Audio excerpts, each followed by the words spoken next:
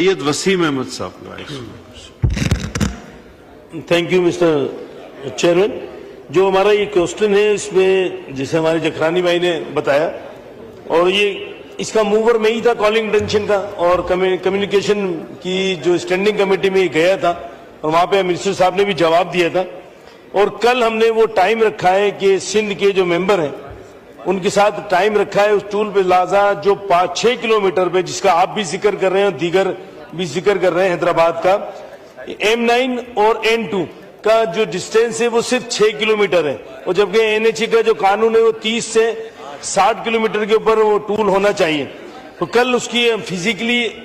جا کے حیدرآباد ہم کیا نام ہے اس ٹول کا وزٹ کریں گے اور اگر وہ ٹول 6 کلومیٹر 30 کلومیٹر 6 کلومیٹر کا جو ڈسٹینس ہے اس کے اوپر جا کے مکمل ایک تفصیلی رپورٹ کل ہم نے 4 بجے کا ٹائم NHA والوں کے ساتھ رکھا ہے اور وہاں پہ جائیں گے. دوسری ایک اہم بات اسی کے ساتھ مسٹر چیئرمین کہ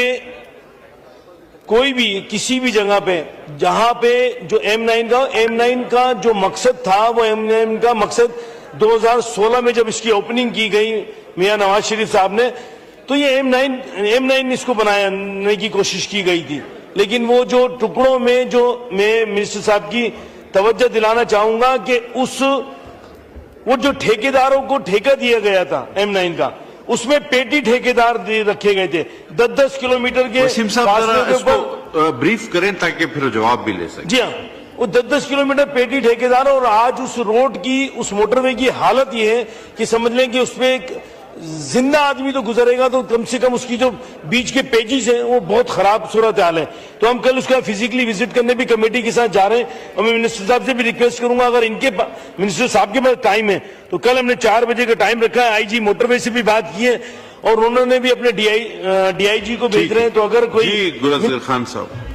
جی جناب چیئرمین یہ بالکل وسیم صاحب ٹھیک فرما رہے ہیں کہ جو M9 موٹر وے ہے اس لائک ایکسپریس وے وہ موٹر وے والی اس کی کوئی کنڈیشن نہیں ہے اور وہ ہوا یہ کہ وہ شہری حلقے میں سے گزار دیا گیا تھا. ہمارے منسٹر صاحب علیم خان صاحب جیسے ہی چارج لیا سر انہوں نے پہلی جو پریورٹی رکھی وہ پریورٹی M9 کی تھی بلکہ اس میں تو انہوں نے ایک زیادہ اچھی ایڈیشن کر دی کہ اگر M6 جو ہے M6 اور M9 کی ہم ری الائن کریں اور کیونکہ وہ بھی جو آبادی والے ایریا میں سے گزرا ہے پھر فینسنگ نہیں ہے پھر وہاں پہ جو ہمارے رائٹ آف ویز کے ایشوز ہیں پروونشل گورنمنٹ کے ساتھ سندھ کے ساتھ تو سب کا سلوشن ونس فار آل یہی تھا کہ ہم M6 اور M9 کو ملا کے وہ پورٹ تک ایون لے کے جائیں. تو جو یہ فرما رہے ہیں وہ بالکل ایسا ہی ہے. وہاں کے اوپر اگر ہم